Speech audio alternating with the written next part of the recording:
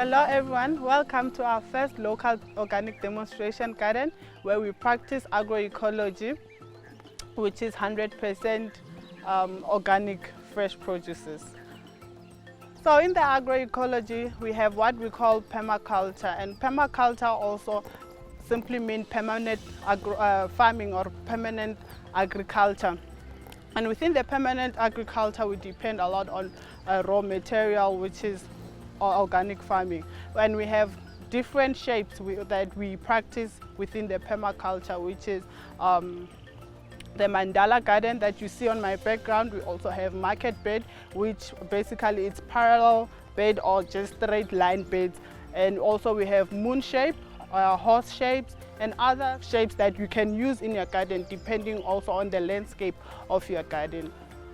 With everything said about agroecology, the demonstration garden was allocated at a school where it's very neutral for the whole community to have an access, because of the main purpose of having the garden was to have the whole community, since Walpering it's an farming community, to come and train agroecology, which is where we help farmers to transition into organic farming.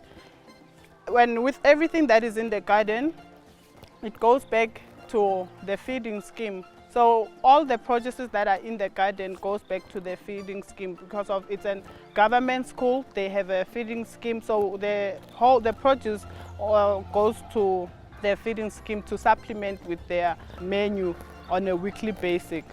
By doing that, we decided it would be easy to incorporate the garden, whatever that we are doing, practicing in the garden, with the school curriculum, so that it's easy for the teachers to also relate with what we are doing, and also for the learners to also gain interest in whatever that we would be doing on a daily basis. So that's why we also have environmental clubs, where we take learners into the garden outside the field, not only where learners would also only learn in class, but also have practices and feel, touch and experience everything.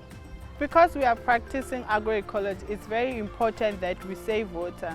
So as one of the methods in the garden, we are using drip micro sprinkle irrigation as a method of saving water, and also to educate community members on how they can also save water.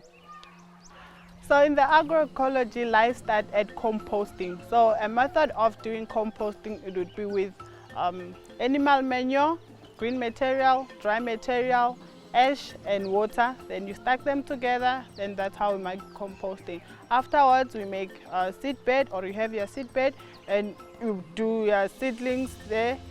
From there on you transplant your seedlings into your garden, and that's how a garden starts and life starts.